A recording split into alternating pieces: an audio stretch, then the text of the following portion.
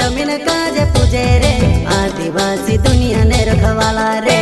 बाप देव खत्री काजे पूजे रे आदिवासी सबसे निराला रे।